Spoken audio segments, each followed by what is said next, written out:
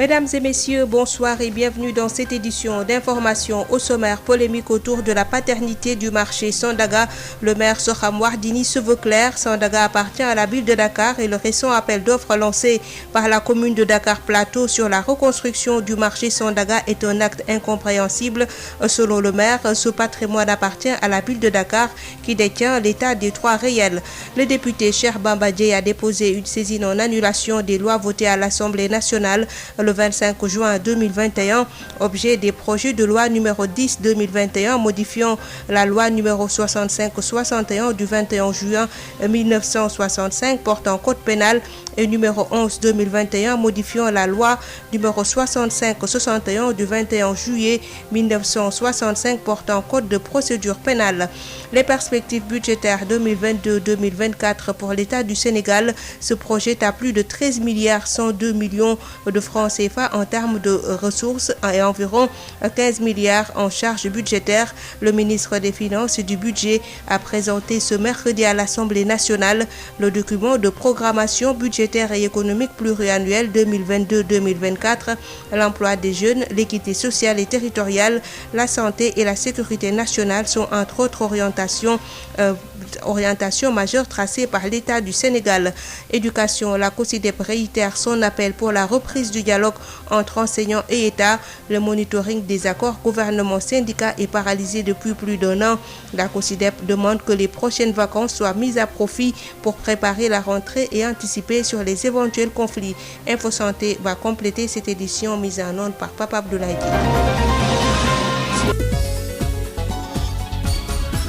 Marie-Rosalie Ndiaye. La ville de Dakar a tenu son conseil municipal ce mercredi dans la salle entière réhabilitée du conseil.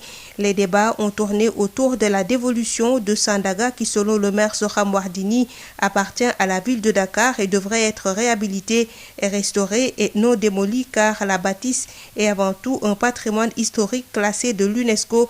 Amadou Moustapha Dia. À quelle mairie est dévolu le patrimoine du marché Sandaga? Cette question a été au cœur des débats du conseil municipal de Dakar qui s'est tenu ce mercredi. Pour le maire Soham Wardini, le récent appel d'offres lancé par la commune de Dakar Plateau sur la reconstruction du marché Sandaga est un acte incompréhensible. D'ailleurs, la mairie a même saisi par l'aide officielle l'administration, en l'occurrence le préfet, pour statuer par rapport à cette question. Les bâtiments historiques sont sous la garde de la ville de Dakar, d'autant plus que Sandaga est classé patrimoine historique de l'UNESCO et mieux, ce patrimoine appartient à la ville de Dakar qui détient l'état des droits réels. Madame le maire d'indiquer que plusieurs rencontres ont eu lieu autour de cette question, d'abord avec l'ancien ministre de l'urbanisme Abdou Karim Fofana, ensuite avec le préfet de Dakar, avec le ministre du commerce et même avec l'architecte de la présidence, des réunions pour statuer sur la question, mais qui n'ont encore rien donné. Soham Wardini d'indiquer qu'elle n'accepte pas de voir Dakar être spolié de son bien, arracher le patrimoine de la ville de Dakar au profit de la commune de Dakar Plateau et l'exclure du projet de reconstruction est inacceptable. Elle se dit pour autant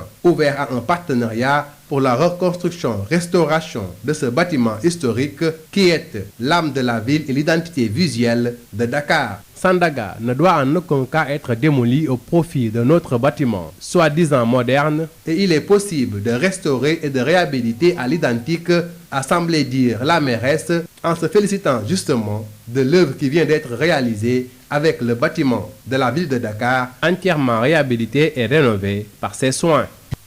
Le conseil municipal a adopté le virement de crédit de près de 5 milliards et le maire Soham Wardini en a profité pour évoquer les questions des noyades, de la préparation de l'hivernage et des conventions signées par la mairie pour l'organisation du forum de l'eau, du forum sur l'économie sociale et solidaire, mais aussi l'organisation en 2026 des Jeux olympiques de la jeunesse à Dakar. Voici Soham Wardini au micro d'Amadou Moustapha Dia. Nous avons parlé de ce qui se passe dans les plages de Dakar. Et je disais au conseil qu'au niveau du département de Dakar, nous avons eu une noyade vers l'hôtel Terre-Vie. Mais ce qui se passe au-delà de Dakar est inquiétant et nous ne voulons pas que ça arrive dans notre département. C'est pourquoi la ville de Dakar, comme chaque année, a renouvelé le contrat des surveillants de baignade. Nous avons recruté 70 saisonniers et 15 permanents qui sont répartis sur les 26 places plages de Dakar, vous savez qu'il y en a 15 qui sont autorisées à la nage et les 11 autres sont interdites. Pour vous dire l'effort que la ville de Dakar est en train de faire, nous avons construit 2 postes de secours au niveau de la plage de la BCAO et l'autre à Yoff qui est en phase de finition. Nous avons aussi équipé ces postes de secours pour vraiment que les maîtres nageurs puissent secourir ces enfants. L'autre chose dont nous avons parlé, c'est surtout au niveau des organisations que nous avons en vue à Dakar. Nous envisageons de tenir des forums à Dakar. Le premier, ce sera le forum de l'eau l'année prochaine, en 2022. Le deuxième, nous allons candidater pour l'organisation du forum de l'économie sociale et solidaire qui va se passer en 2023.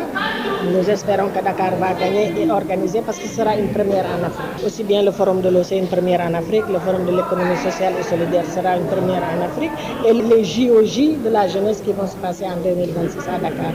Évidemment, nous allons vers l'hivernage aussi. Nous avions distribué à la fin de l'année dernière, la fin de l'hivernage, des motopompes qui n'ont pas été utilisées à plein temps. Donc nous allons peut-être renforcer ce matériel pour éviter les inondations qui peuvent se produire dans certains quartiers de Dakar.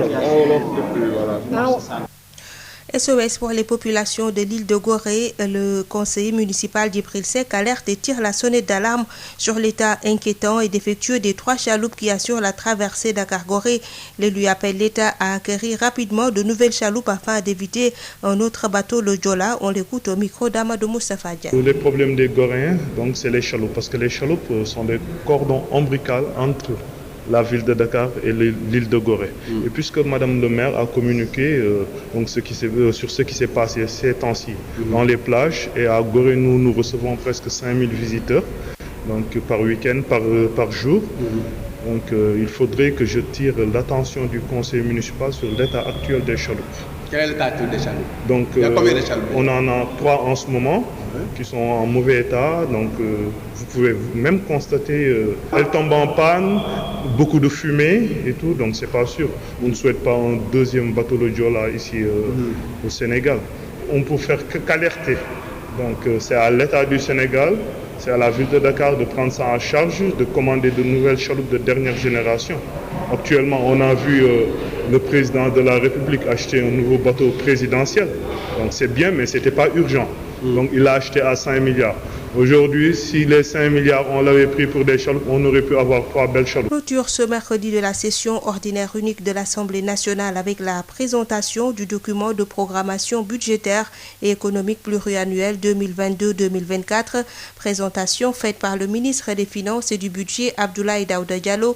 Les perspectives budgétaires 2022-2024 se projettent à plus de 13 milliards 102 millions de francs CFA en termes de ressources et environ 15 milliards en charges budgétaires, l'emploi des jeunes, l'équité sociale et territoriale, la défense et la sécurité nationale, entre autres orientations majeures tracées par l'État. Babacar Samb. Sur la période triennale 2022-2024, les investissements sont prévus à 6 610,47 milliards de francs CFA et vont matérialiser les orientations majeures tracées par l'État du Sénégal, s'articulant principalement autour de l'emploi des jeunes avec la poursuite de la mise en œuvre du programme d'urgence pour l'emploi et l'insertion des jeunes qui va bénéficier d'une allocation de 450 milliards de francs CFA, dont 150 pour cette année 2021.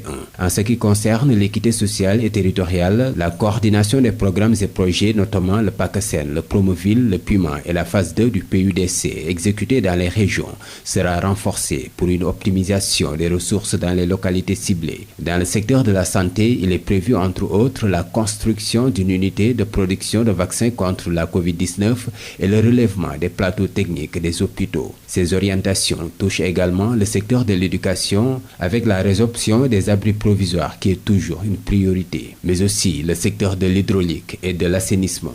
Au sujet de la défense et de la sécurité nationale, l'État prévoit de renforcer les effectifs des forces armées par le recrutement d'environ 7000 militaires, le renforcement des équipements des forces de défense et de sécurité et le renforcement du maillage du territoire national. Des orientations qui seront mises en œuvre à partir de 2022. Le projet de budget 2022 qui s'établirait à plus de 5 000 milliards de francs CFA, y compris l'amortissement de la dette. Ce débat d'orientation budgétaire a été une occasion aussi pour les députés de soulever de nombreuses préoccupations et de formuler des doléances, notamment le versement de la SEL aux communes qui ont un besoin pressant de liquidité. Saisine du Conseil constitutionnel accompagné de Maître Wende Dieng, huissier de justice à Dakar, le député Cheikh Bamba Dièye a déposé au nom de 21 députés de l'opposition au greffe du Conseil constitutionnel une saisine pour annulation des lois 10/2021 et 11/2021 votées par l'Assemblée nationale le 25 juin 2021. Il poursuit qu'il soit porté témoignage que les députés de l'opposition devant Dieu et la nation ont usé de toutes les opportunités disponibles pour contrer ces lois liberticides, ambiguës et anticonstitutionnelles. Tournée du président Macky Sall dans les régions, le syndicat des cultivateurs, maraîchers et éleveurs affiliés à la Confédération des syndicats autonomes du Sénégal, CSA, déplore ces déplacements coûteux du chef de l'État.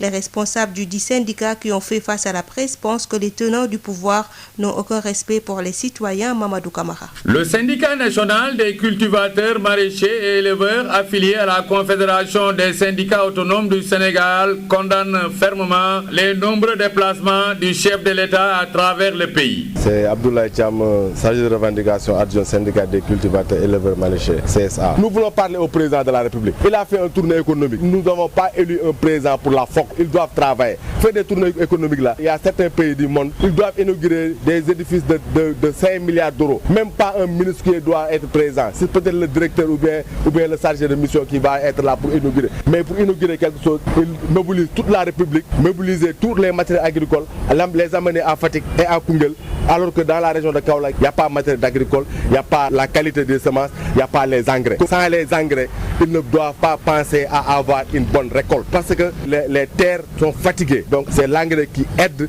les paysans à avoir une bonne récolte. C'est ça que nous voulons dire au président de la République. Les responsables du dit syndicat ont également dénoncé les manquements qui sont constatés au niveau du ministère de l'Agriculture et de l'Équipement rural. Nous voulons qu'au ministère de l'Agriculture, le staff du ministre de l'Agriculture, il doit répondre leur téléphone. Parce que nous, ce que nous sommes en train de faire là, nous voulons parler avec eux, leur expliquer le problème. Nous voulons trouver une solution. Nous voulons aussi lancer un appel au ministre de l'Éducation nationale. Si tu pars dans les champs maintenant, c'est les vieux de 70 ans, 60 ans qui partent dans les champs. C'est leurs enfants qui les aident. À partir du 15 juin, 20 juin, les écoles étaient fermées et les enfants partent dans les champs. Parce que les adultes, ils sont en train de travailler. Ces derniers invitent l'État à corriger les manquements dans la distribution des semences et intrants dans le monde rural. Kaolack, Mamadou Camara, Sud FM.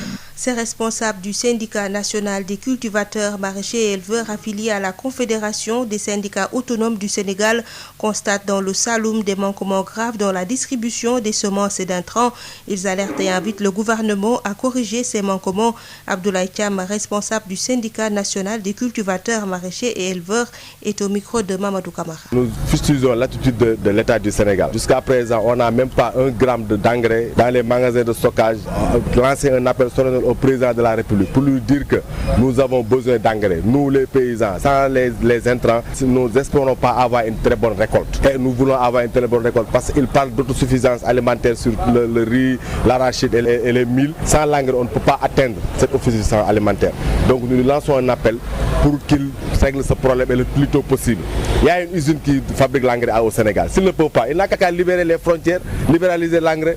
Les gens vont partir acheter les engrais dans les autres pays et les importer, amener les vendre comme ils ont libéralisé le riz. À propos des semences, nous avons dit que nous n'avons pas besoin des semences. Si tu devais aider quelqu'un, il faut l'écouter. Je veux que tu m'aides avec les intrants. Moi, je n'ai pas besoin des semences. Mais si tu veux m'imposer les semences, tu dois amener la qualité. Mais les semences que les opérateurs ont données, ce n'est pas la bonne qualité. Ils parlent de semences certifiées alors que c'est tout venant. Si c'est tout venant, ce n'est pas la peine de faire des sélections. Ils doivent donner des agréments aux opérateurs qui ont les moyens d'acheter les semences et les donner. Nous n'en avons pas besoin. Mais s'ils veulent nous imposer ça, ils n'ont qu'à donner la qualité. S'ils ne peuvent pas nous donner la qualité, ils peuvent garder leurs semences. Parce que la majeure partie de nos membres de notre syndicat, ils ont gardé les semences.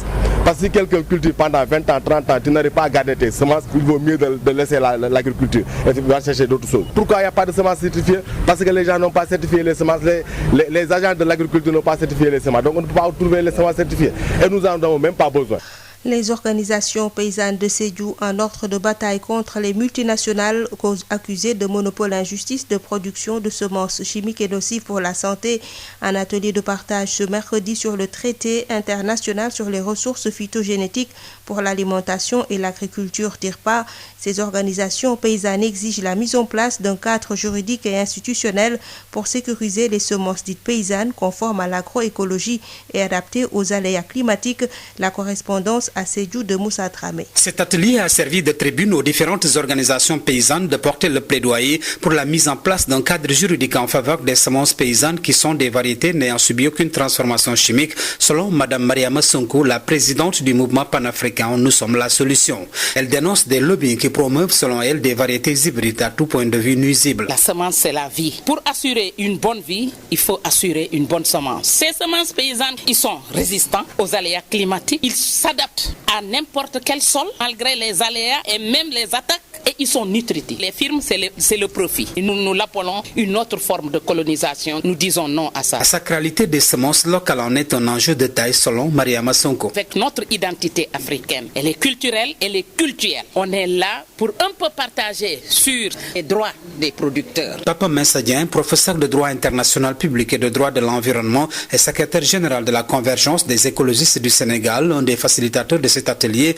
explique que le traité international sur les ressources phytogénétiques pour l'environnement et l'agriculture TIRPA peine à fonctionner au Sénégal. Faire comprendre aux paysans que leurs droits sur les semences existent. Le Sénégal a ratifié le TIRPA, mais le Sénégal tarde à mettre en place un cadre juridique et institutionnel. Les multinationales qui sont derrière. Pour Lamine Biaye, le président de l'association sénégalaise des producteurs de semences paysannes, tout est fait pour les décourager. Ils ont fait exprès par rapport à des producteurs agricoles en créant des magasins. C'est une façon de récupérer le patrimoine paysan. Revenant à la charge, Mme Mariama Sonko, la présidente du mouvement panafricain Nous sommes la solution, est d'avis que l'État du Sénégal a les mains liées. Nous savons que nos dirigeants ont été pris en otage et c'est nous qui devons les faire sortir de cette oppression ou de cette colonisation qui ne dit pas son nom. Le défi est grand et l'enjeu de taille. La solution réside dans la synergie alors que les différents mouvements paysans ne parlent toujours pas le même langage.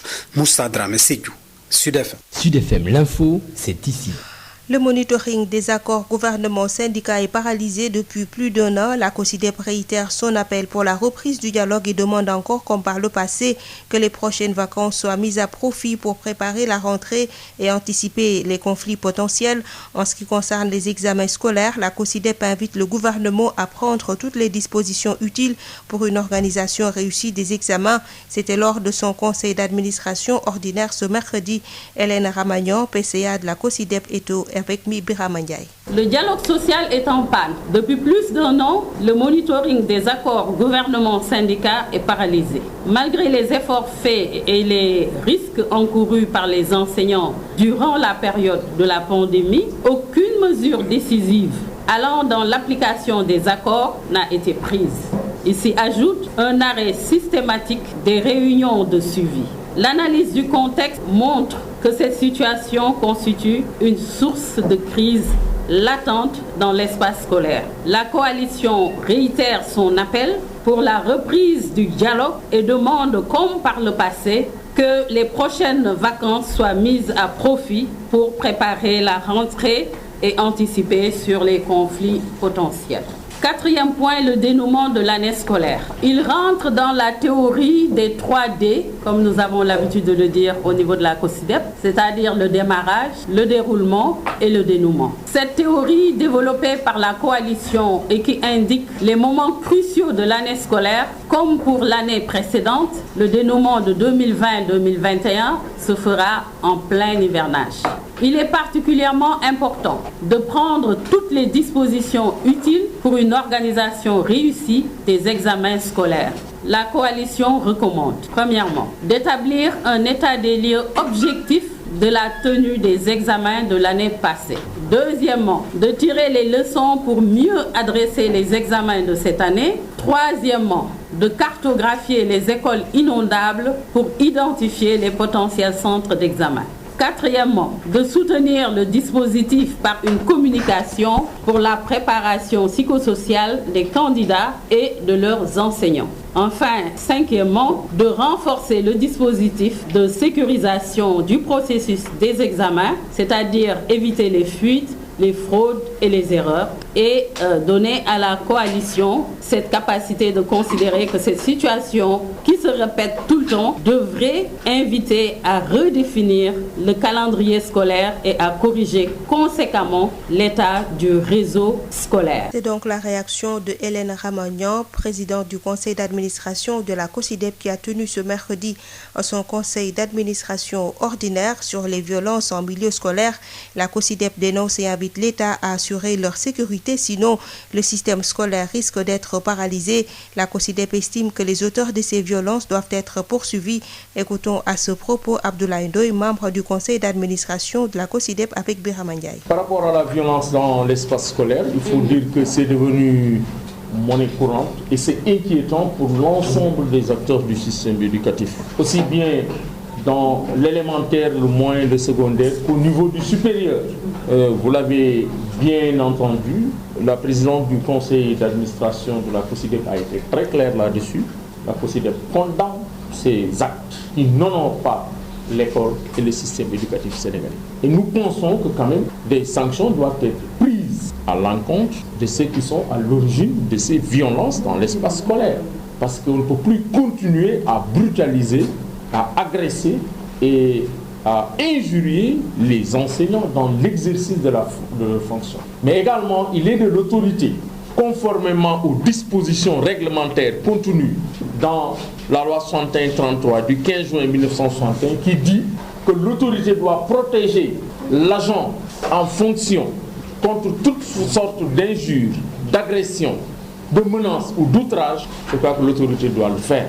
Parce que la liste n'est pas exhaustive, mais nous pouvons citer entre autres les jets de pierre au lycée de Ndiaganiao, au lycée de Bambey Serer, l'agression brutale du professeur de philosophie au lycée de Kébémer, qui était en convalescence, les aigus placés sur la chaise du professeur au lycée de Thiaroye, l'agression d'une professeure à Lambaye, entre autres exemples. Donc nous pensons que l'heure est grave et vous avez suivi également ce qui se passe dans l'espace universitaire. Et je crois qu'aujourd'hui il faut mettre fin à cette violence parce qu'on ne peut pas évoluer, on ne peut pas enseigner dans la violence, dans un espace où règne la violence. Et l'autorité a aujourd'hui l'obligation d'assurer la sécurité de tous les acteurs du système éducatif et de sanctionner ceux qui sont à l'origine de ces violences dans l'espace scolaire. Identification des enjeux, opportunités, contraintes et limites des nouvelles technologies du gène au Sénégal. L'Académie nationale des sciences et techniques entame le dialogue à travers la génomique, thème de la célébration ce 30 juin de la journée de la renaissance scientifique de l'Afrique pour conscientiser les populations tout en appelant à l'apprentissage précoce des enfants, à la science et à la technique. L'ANSTS attire l'attention des populations sur les dérives de la technologie et préconise une complémentarité entre chercheurs et industriels. Josette Kali. Le Sénégal et l'ensemble des pays du continent doivent se mettre au diapason de l'avancée des sciences et de la technique avec une initiation prématurée des jeunes à ces secteurs pour une recherche et des innovations de qualité. Professeur Amadou Gallo Diop, chef du service de neurologie, par ailleurs directeur général de la recherche et de l'innovation au ministère de l'enseignement supérieur. Le développement de l'Afrique, le développement de tout pays au monde passe par le savoir, la recherche et l'innovation. Donc nos pays doivent fortement investir dans l'éducation précoce des enfants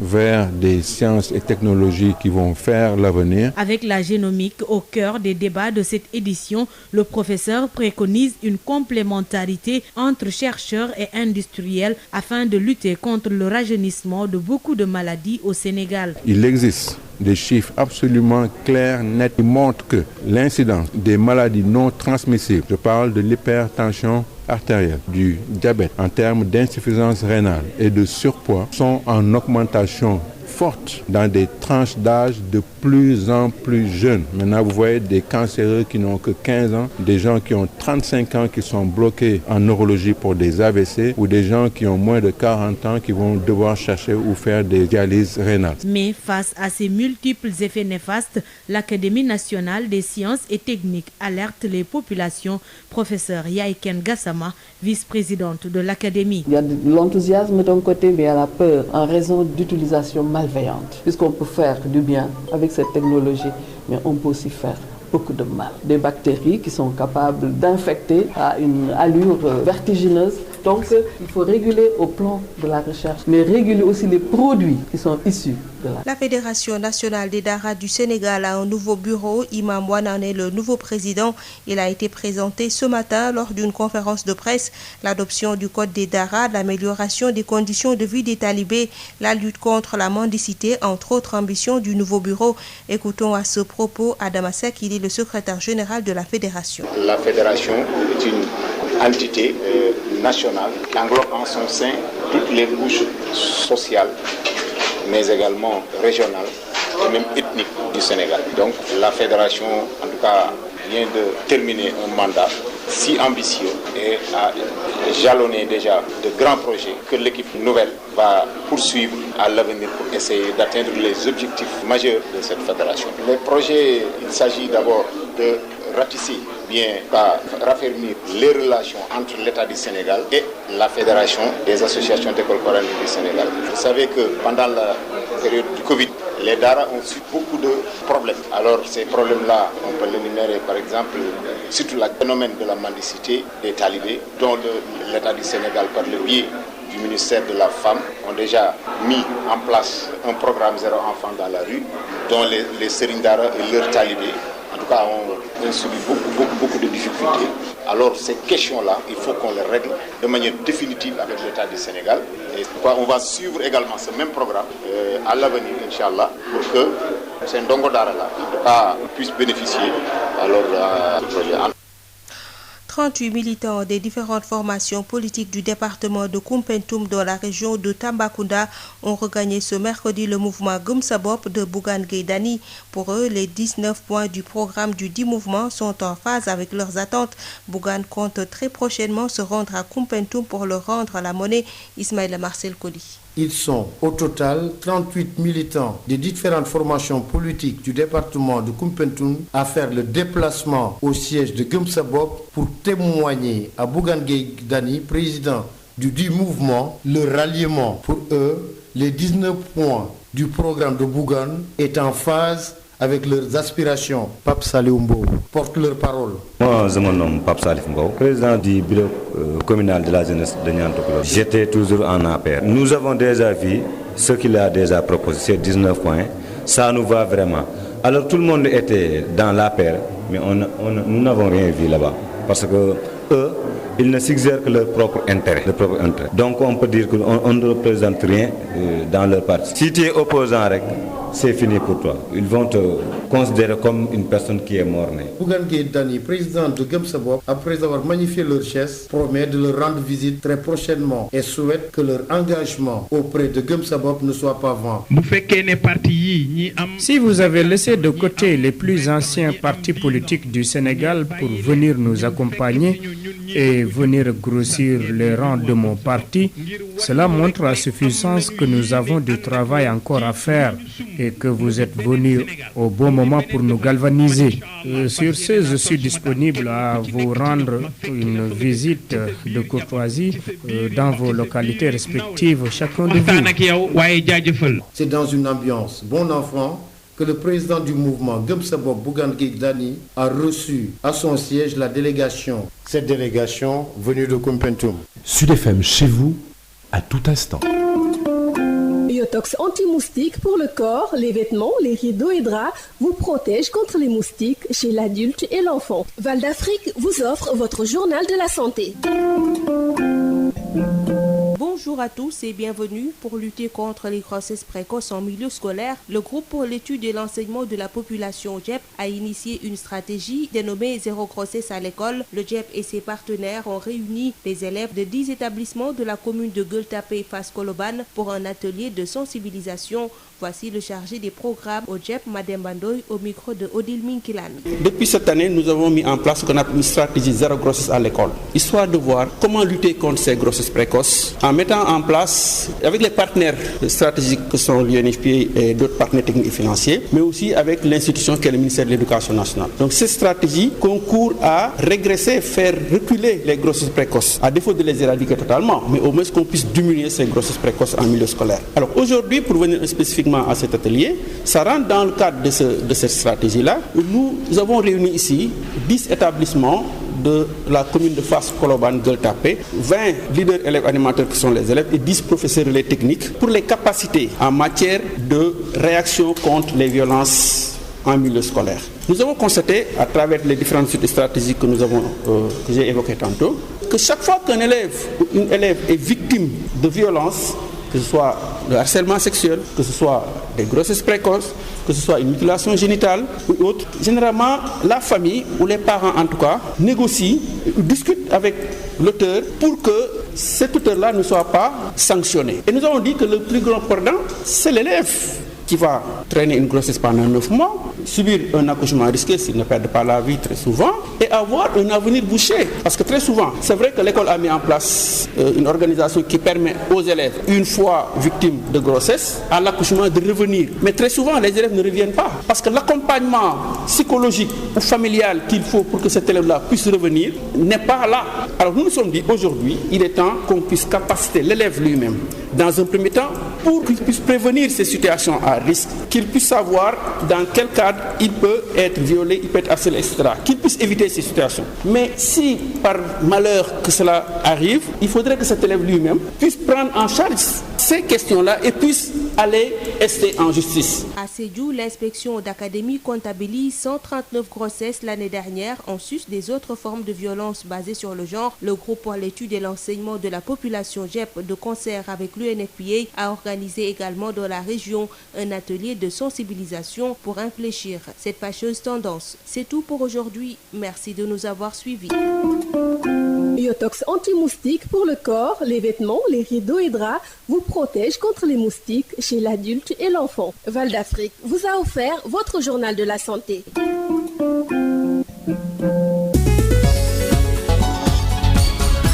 Marie-Rosalie Ndiaye. Mesdames et messieurs, c'est la fin de cette édition. Je vous rappelle les titres. Polémique autour de la paternité du marché Sandaga. Le maire Soham Wardini se veut clair. Sandaga appartient à la ville de Dakar et le récent appel d'offres lancé par la commune de Dakar Plateau sur la reconstruction du marché Sandaga est un acte incompréhensible. Selon le maire, le patrimoine appartient à la ville de Dakar qui détient l'état des droits réels. Le député Cheikh Bamba Dièye a déposé une saisine en annulation des lois votées à l'Assemblée nationale le 25 juin 2021, objet des projets de loi modifiant les lois portant code pénal et code de procédure pénale. Les perspectives budgétaires 2022-2024 pour l'État du Sénégal se projettent à plus de 13 milliards 102 millions de francs CFA en termes de ressources et environ 15 milliards en charges budgétaires. Le ministre des Finances et du Budget a présenté ce mercredi à l'Assemblée nationale le document de programmation budgétaire et économique pluriannuelle 2022-2024. L'emploi des jeunes, l'équité sociale et territoriale, la santé et la sécurité nationale sont entre autres orientations majeures tracées par l'État. Éducation, la COSYDEP réitère son appel pour la reprise du dialogue entre enseignants et État. Le monitoring des accords gouvernement-syndicat est paralysé depuis plus d'1 an. La COSYDEP demande que les prochaines vacances soient mises à profit pour préparer la rentrée et anticiper sur les éventuels conflits. Info Santé a bouclé cette édition mise en onde par Papa Abdoulaye Dièye. Merci de nous avoir suivis. Dans quelques instants, votre émission Objection en rediffusion avec Bayo Marguerite.